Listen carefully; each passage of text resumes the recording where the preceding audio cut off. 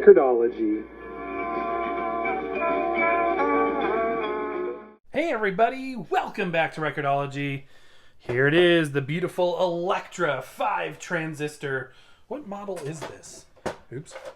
That lid actually doesn't snap firmly down. I want to say 501 something. But anyway, this is a beautiful 60s era Electra, which it's a resale brand, so it's hard to say. There was a lot of companies, I think this one was made in Hong Kong, that really made these things. This is a beautiful little tape recorder. My first reel-to-reel that I got last year. And I thought we would run the same tests that we ran yesterday on the Sears tape cartridge machine. No, we ran it on the Radio Shack tape recorder. I got confused because they also made that intro. And by the way, thank you for the kind words on the new intro. I've been meaning to do a tape one, so I figured it was a good time to do it. Now, I want to apologize and thank you because yesterday during the show, I kept referring to this as a condenser microphone for some strange and very odd reason, when it is in fact merely a dynamic microphone. It is completely passive dynamic microphone. But everything else I said was accurate. Now, something that happens when I make this show is my vocabulary and my overall intelligence, which isn't that great to start, goes down by a further 20%, I estimate. So, yeah, that was one of those. I'm sitting there editing last night. I'm like, what were you saying? Like, is that a condenser microphone? Sometimes that stuff slips by. And if I put a little, a thing to, anytime I learn that I made a mistake or anything, I acknowledge it one way or another.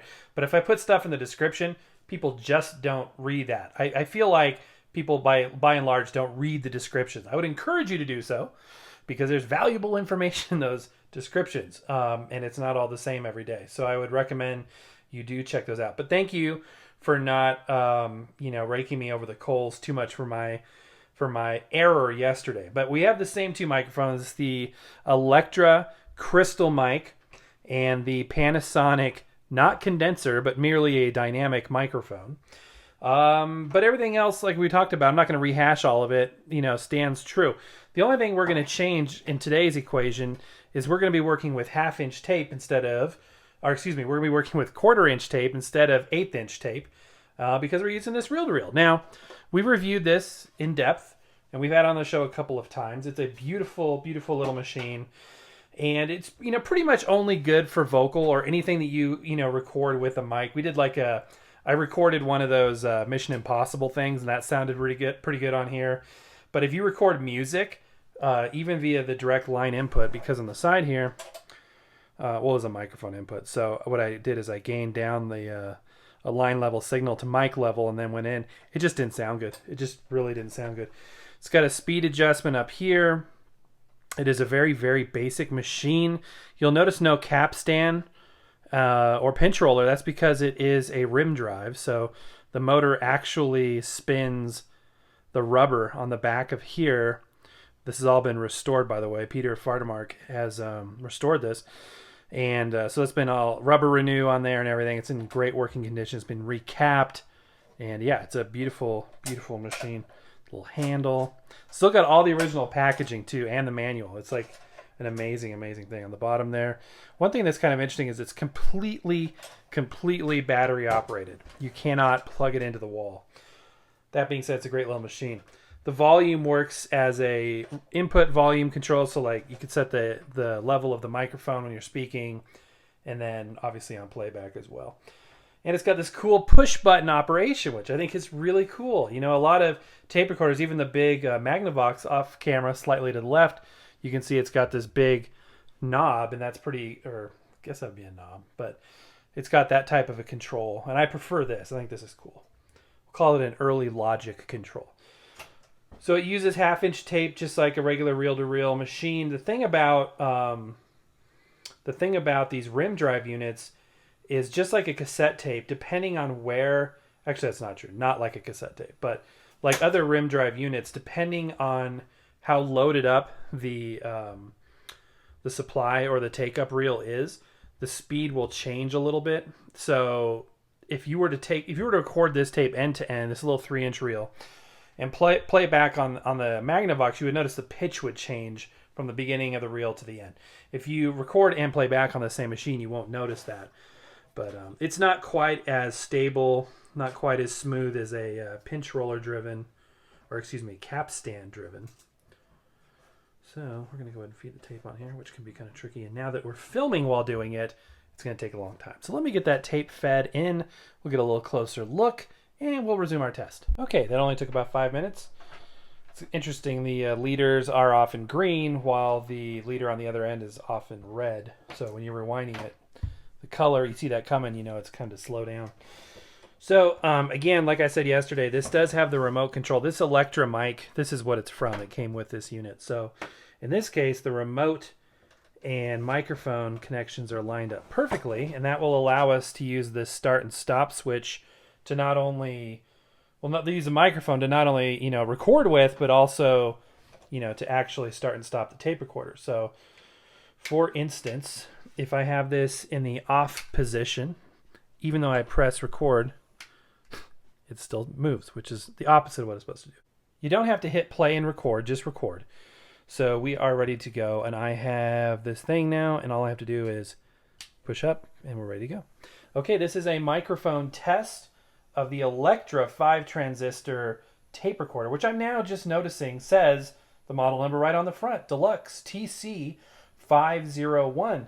This is a rim drive unit, which I already said, but I'm repeating it back because I need something to say for the audio test.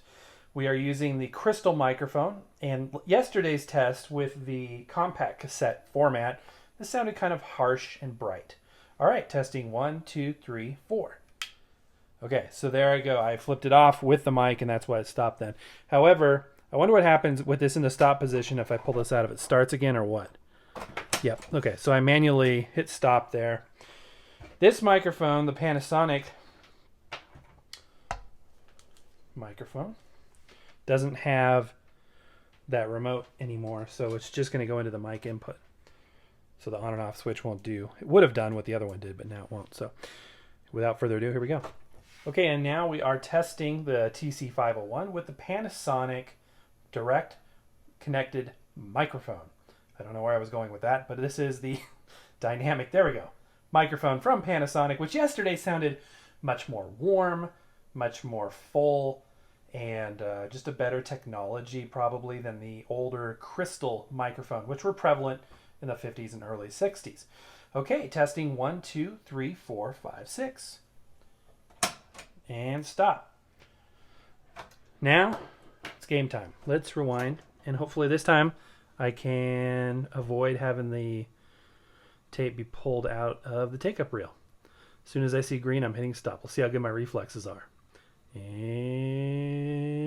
here we go. Okay, good. That's pretty good. That was pretty good, actually.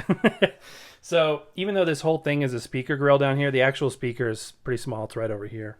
So let's go ahead and hit play and see how it did. Okay, this is a microphone test of the Electra 5-transistor tape recorder, which I'm now just noticing says the model number right on the front, Deluxe TC501.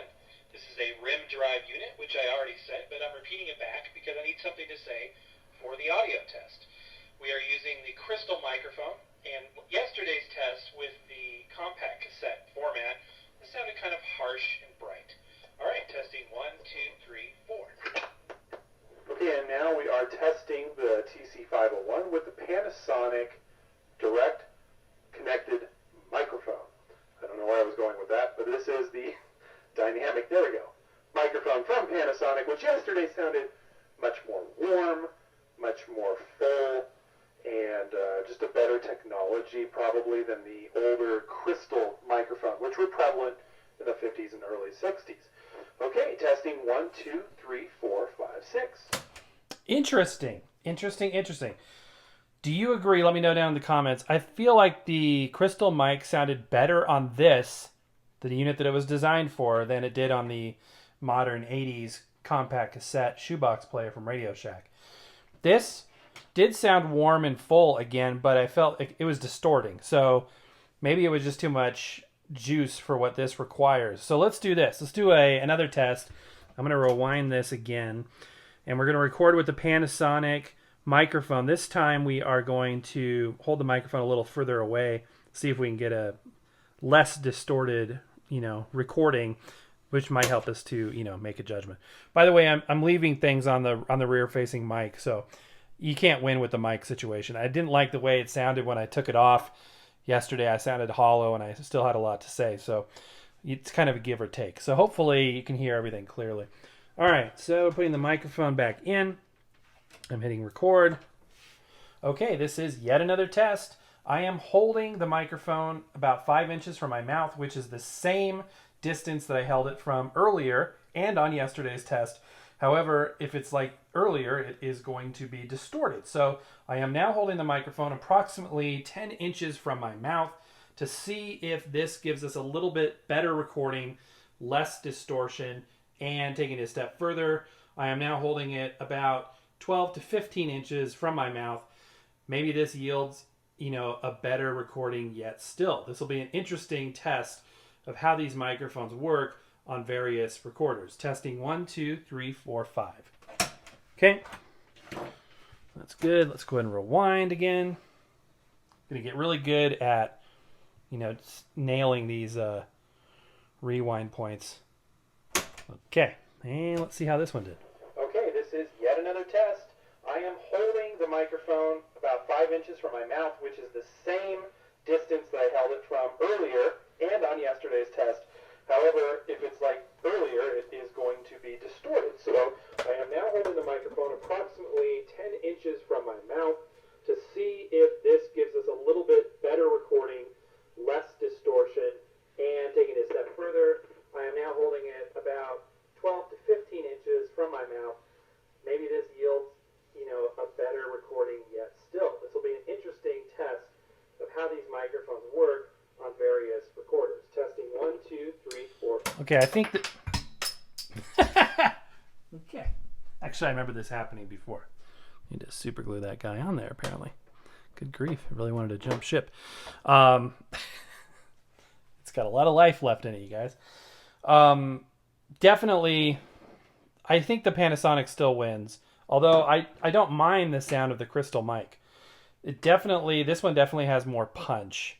And I think that 10-inch distance sounded the best. What do you guys think? Let me know down below. And that's going to do it for today. Another test just for fun to see how these two things stack up. I've got a third microphone that, is the same basic idea. It's a little bit bigger. It's this Sears one here. And it's got an awesome type. And it even says dynamic, so I can't screw up what type of microphone it is. And then on the other end, it's got a 1/4-inch jack, so that dates it. So far, I have not been able to get this mic to work, so that's a future show. Speaking of future shows, didn't get a lot of views on yesterday's show. So if you are interested in what we did today and didn't see yesterday's show, go back and look at that.